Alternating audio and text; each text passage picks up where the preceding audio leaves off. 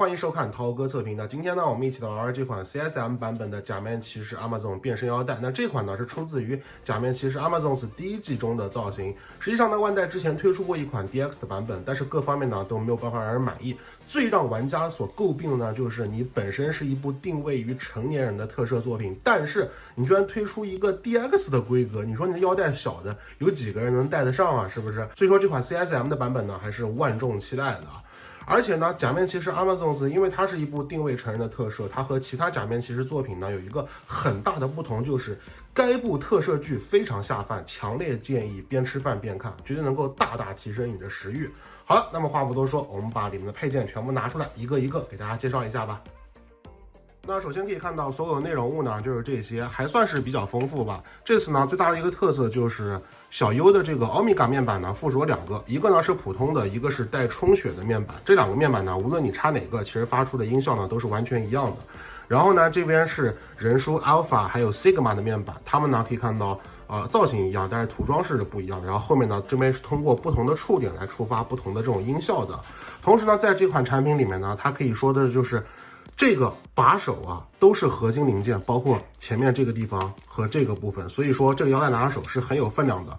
那么这个部分呢，实际上它可以单独拆下来之后呢，在这款产品里面是附带了一个镰刀的配件，你可以把这个镰刀配件给它这样插上去。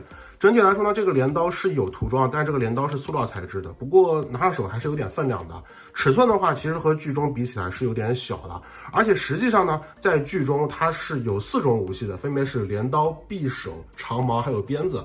我觉得鞭子跟长矛可能还原起来比较难，但我觉得你好歹 CSM 多给我一个匕首吧。不过如果你想要匕首的话呢，其实你可以去买 DX 版本，那里面会附带一个，只不过尺寸方面呢，跟我们这次 CSM 它是不通用的。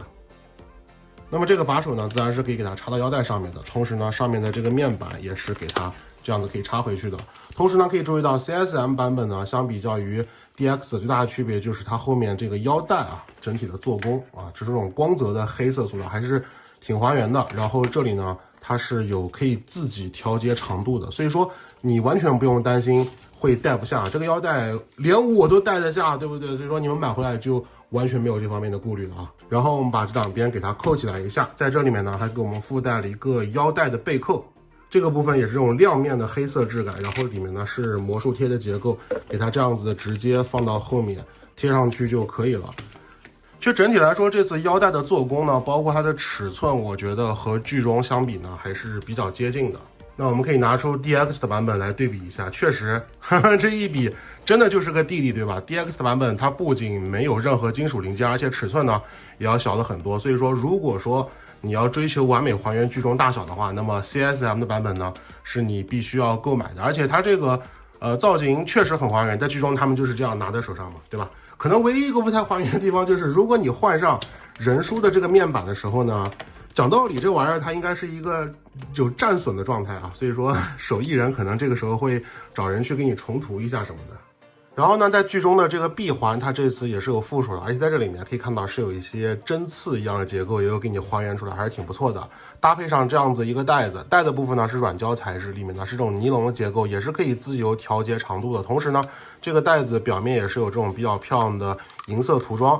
这个带子我试了一下啊，我也可以戴得下，所以说你们买回来就完全不用担心了，这个东西绝对不会说是你是可穿戴绝缘体就玩不了这个腰带的，这个完全没有这个说法。而且呢，其实我们可以把它和之前的 DX 版本来进行一个对比啊，你可以很明显的发现呢 ，DX 版本在造型上它这边有蓝色涂装，对吧？但是 DX 的版本的这个闭环就真的只是个闭环。它没有声光效果，所以说这边既没有喇叭口啊，这边还有涂装。但是 CSM 版本呢，加入了声光效果之后呢，使得整体的可玩性就大大增长了。我们可以来玩一下，底下这个开关，我们先给它拨动一下。可以看到这个时候它是蓝色灯，在剧中呢亮蓝色灯的时候就代表是正常的状态哈。然后在底下这个地方是有个按钮的，我们先按一下。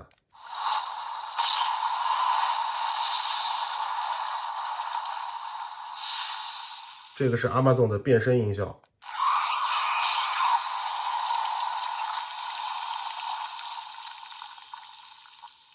然后这个是变身解除的音效，然后我们长按一下呢，哎，可以看到这个闭环就会变成红色，就是 Amazon 这个药物注射完了要暴走了，吃人了。然后我们这个时候再短按这个按键。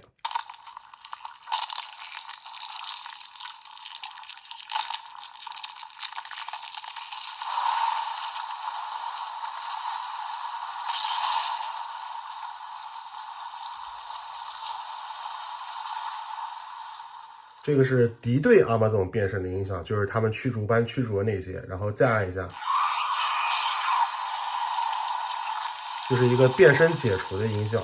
然后如果我们这个时候再长按这个按键，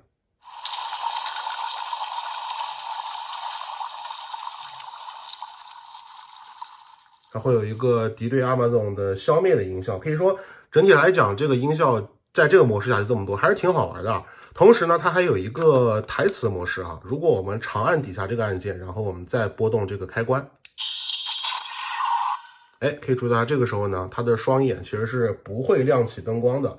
如果我们按第一下按键呢，它会有一个 Amazon Omega 原生体的变身音效，就是第一集小优出来的时候，它不用腰带变的那个。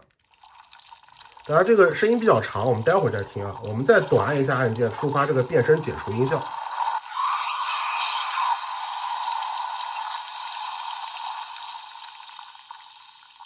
好，那么第三个音效呢，是长按按键就会切换成台词模式。你看，这就是台词模式。然后根据说明书上所说呢，你短按按键之后，它就会依次播放下面这7句台词。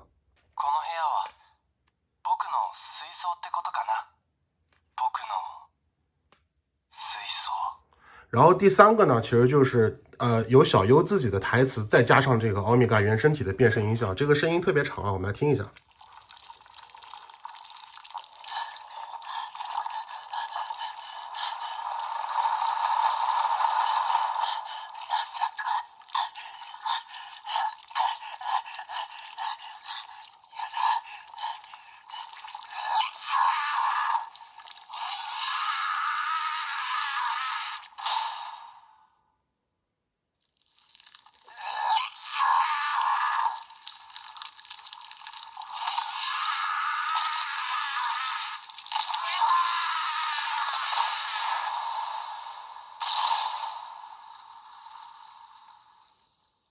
然后第4个音效呢，就是它叫的一个声音。第5个音效就是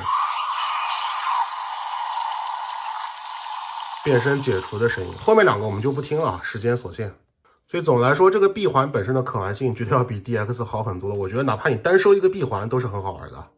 然后我们来看这个腰带啊，前面说过它这边有合金嘛，所以拿上手很沉。然后呢，这个地方其实它是可以拆卸下来，单独变成这样子一个状态的。但是剧中呢，其实并没有出现过啊，它都是两边有腰带。只不过我们这里呢，把带子拆下来之后呢，给大家演示声光玩法的时候会比较方便。那么这个地方呢，它是要安装3节7号电池的啊，没什么好说。然后这地方是开关，它有2个档位。然后可以注意到这个腰带呢，它是有3个按键的。这个呢是台词按键，然后下面呢有2个按键，左边的是 BGM， 右边的是音效按键。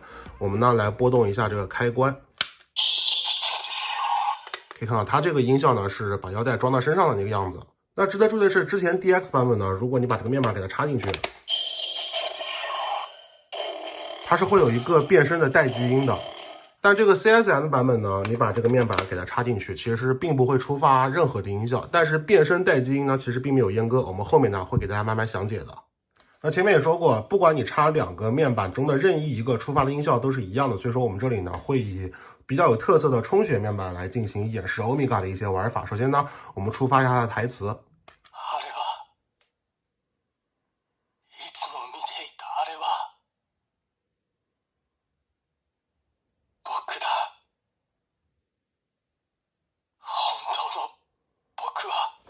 根据说明书上所说，小优呢这个模式下是有45句台词的。然后呢，它这次呢除了有这么多台词之外，它还加入了一个对话模式，就是你长按这个台词键。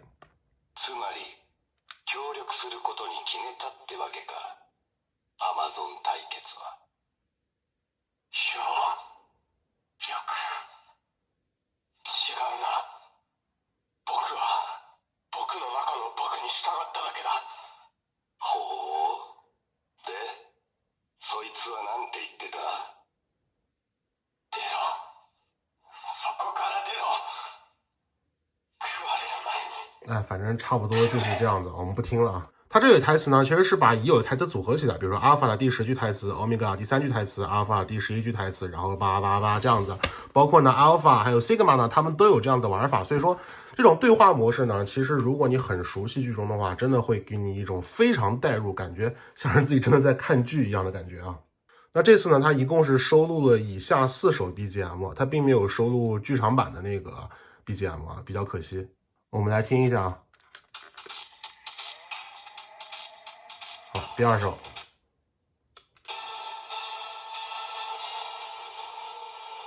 第3首，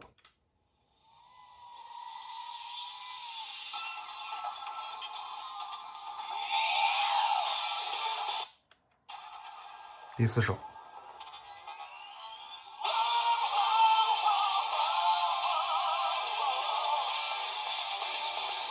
OK， 那么实际上这个 BGM 呢，它还有一个很有趣的玩法，我们后面呢慢慢为大家介绍。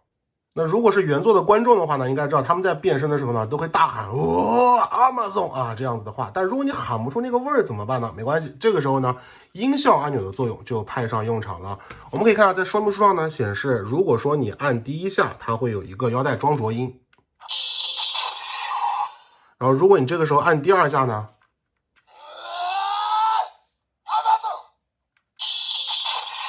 第3下依然是腰带装着音，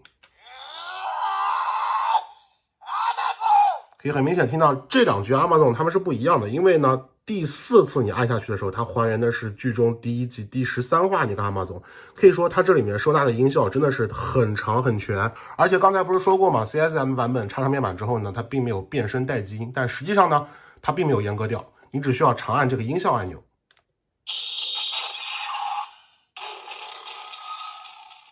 哎，变声带基因呢就出来了，可以说还是非常良心的。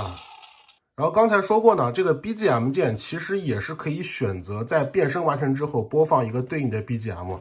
它的一个触发方式呢，就是在你变身之前先长按这个按钮。哎，听到对应响起来几声呢？它对应的就是哪首 BGM？ 比如说刚刚响起了3声，那么在变身完成之后呢，它播放的就是这首 BGM。同时呢，它的变身音效也有很多种可以选，我的个天呐，台词按键和音效按键一起按呢，就可以选择出这么多种变身模式，而且台词模式呢还有这么多种玩法。我呢会给大家演示一个非常有意思的第5次这个变身，因为它会加上了一个转动时候的一个光效，我们来听一下哈，第5次。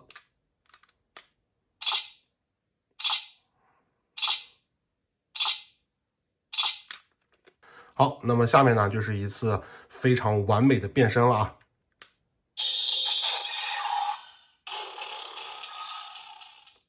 哦 ，Amazon！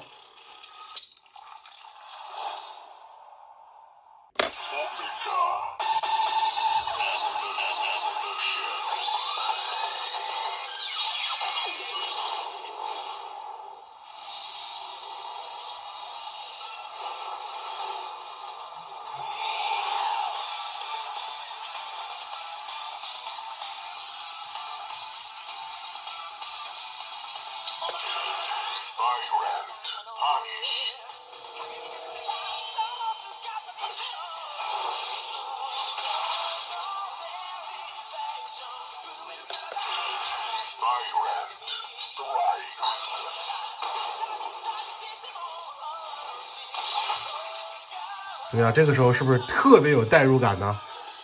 当然，可能有人会说，他有时候是在变身之前喊 Amazon， 有时候是在变身的中间喊 Amazon。那么这个时候该如何还原呢？哎，我们这个时候呢，可以正好换一个普通的这个面板哈，我们来换一种变身方式给大家看看。这次万代考虑的非常周全，可以看到，在这个第2次的时候，它会有一段任意喊叫的没有音的时间哈，我们再来听一下。好，那我们现在变身。Amazon，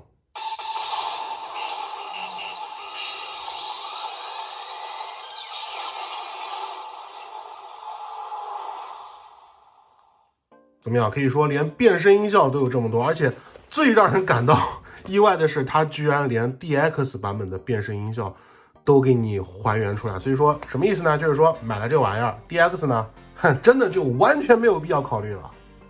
那么在这个变身完成之后呢，短按音效按钮会触发4个攻击的音效，长按的话呢也会触发2种音效。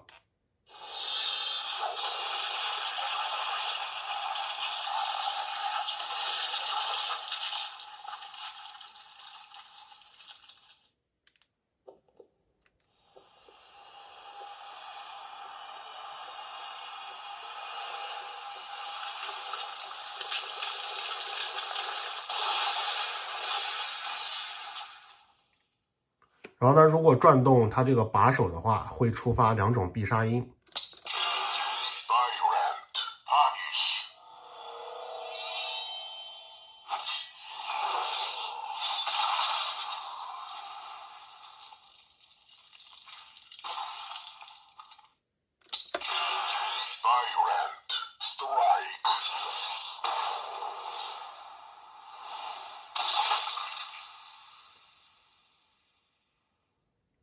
同时呢，如果你把它这边的把手拆下来，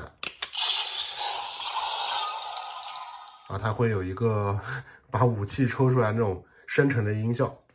那么在武器拔出状态下呢，如果转动这个把手，它发出的必杀音效也不一样。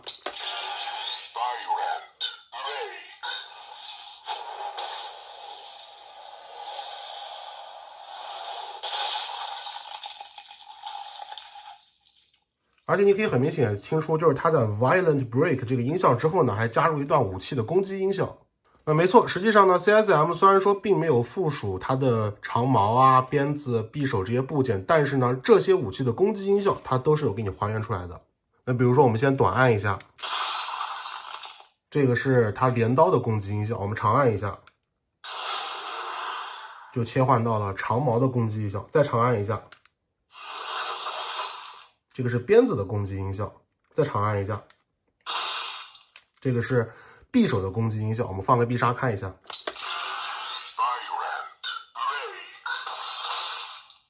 看到没有？它这个时候就默认你使用的是匕首了，所以说它这个音效呢确实是非常的好。同时你会发现 CSM 居然良心到连解除变身的音效都有2种。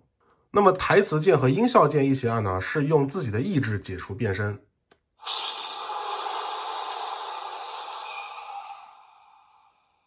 这时候它的光效呢也是慢慢褪去的，非常漂亮。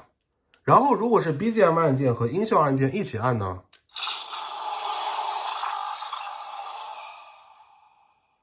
这时候触发的音效就是它把腰带脱离主体时候的一个变身音效。哇，这2个音效，确实我真的觉得很良心。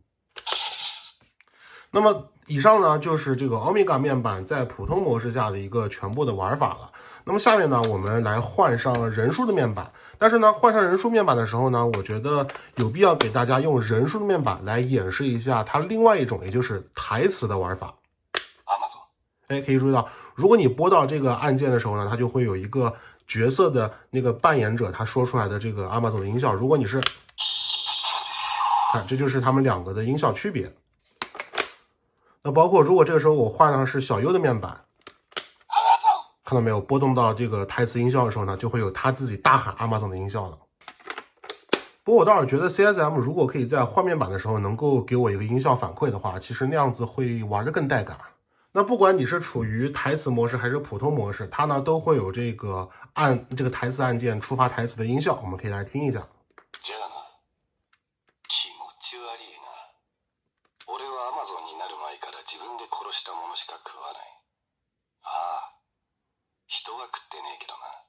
人书这里呢，一共是有72句台词，它的数量是3者最多的。那毕竟呢，它在1、2季和剧场版里面用的都是这一条腰带嘛，所以说你也可以理解它台词为什么会这么多，对吧？那么在台词模式下变身呢，它跟普通的变身比起来，唯一的区别呢，就是比如说你看这个是普通的变身音效，台词模式呢就加入了这会有一句台词啊，我们可以来听一下。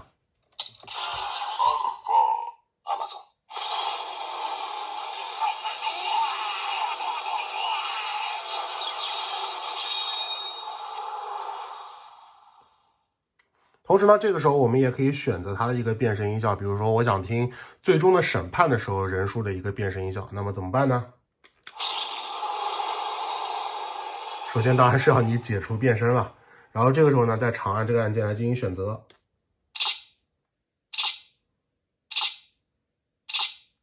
哎，我在前面再加一个这个待机音。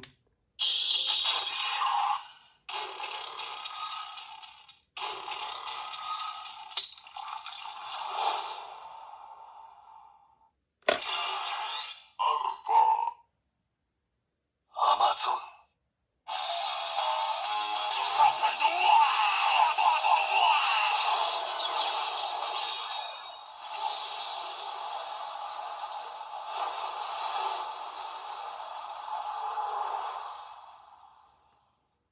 可以看到，我刚才变身的时候呢，慢慢转动这个把手的时候，它这边会有那种感觉，像是注入Amazon细胞那种慢慢亮起来那种感觉啊，还是非常好玩的。那么在台词模式下呢，它的一个攻击音效的区别就是会加入这个人呐喊的声音。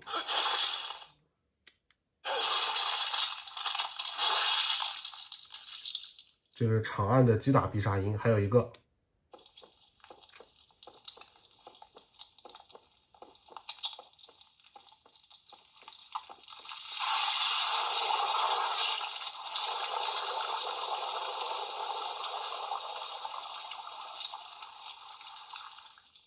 这个是心脏破裂的音效，然后我们来听一下阿尔法的这个必杀啊。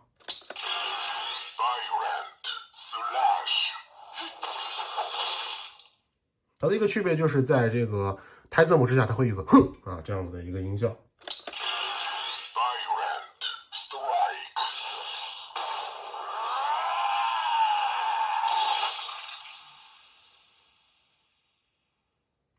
OK， 那么因为人叔没有用过这个武器嘛，他在剧场版里面用的还是小优带上的武器，所以说我们这个武器的音效呢就不再进行演示了啊。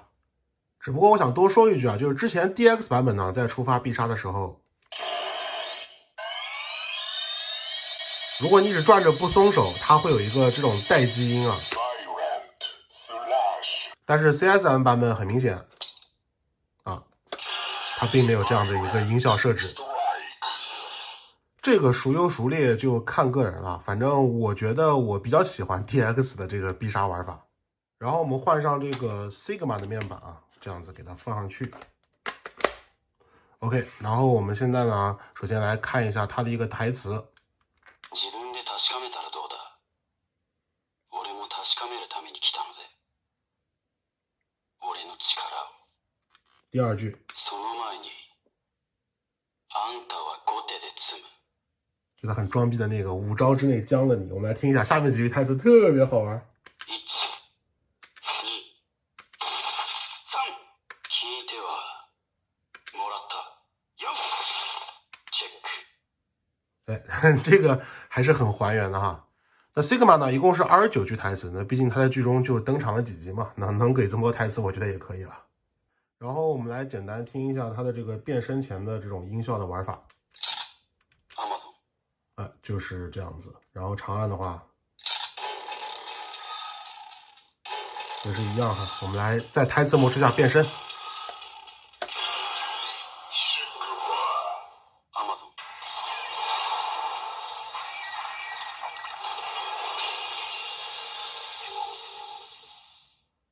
实际上 Sigma 呢，在台词模式下，它就只有2种变身音效，我们可以听一下啊。那下面呢，就是第2种台词模式下的变身音效。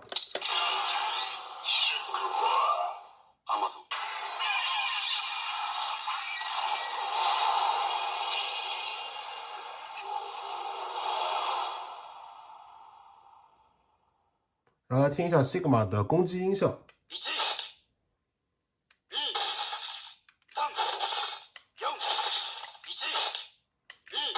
就这几种，然后长按的话是只有1种音效。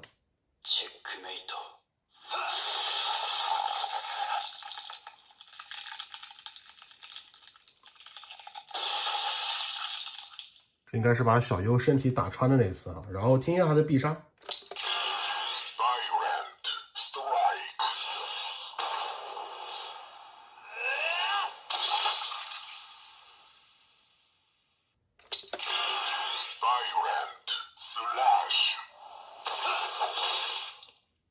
它这个音效跟人叔正好是反过来的，它是先 strike 再 slash， 然后人叔是先 slash 然后再 strike， 好像只有小优的面板 Omega 它是有 violent punish 这样子的一个变身的，最后我们减速变身。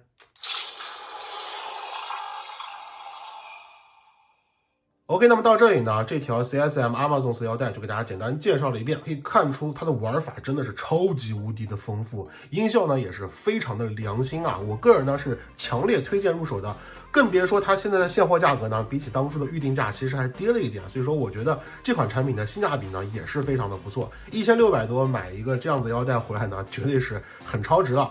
当然了，这款产品也不是一点缺点都没有，比如说前面提到过，它没有附带全局中的武器，只给了一把镰刀。还有呢，虽然这次作为一个卖点出现的欧米伽充血面板确实是亮点十足，但实际上呢，在剧中 Sigma 包括在剧场版里面 Alpha 变身的时候呢，他们也会有这种充血的血丝状态出现的。所以说，如果万代能够再更良心一点，把另外2位的充血面板一并给我附属了，那么这条腰带呢，就真的是无懈可击了。但不管怎么样，瑕不掩瑜，这款产品呢，我还是强烈推荐的。如果你很喜欢假面骑士 Amazon 的话呢 ，CSM 版本的腰带你是一定要收一条回来把玩的。OK， 那么以上就是本期节目的全部内容，记得关注和订阅我们的视频频道，看完别忘记3支一波，我们下期再见喽，拜拜。除了扫描二维码以外呢，我们还可以点击微信右上角的加号，选择添加朋友，在最下方一栏公众号里呢，输入涛哥测评就可以找到我的微信公众号了。另外，别忘了置顶我的公众号，这样子呢，我每天推送的最新玩具资讯你就不会错过了。玩具资讯哪里找？尽在涛哥公众号，赶快关注起来吧。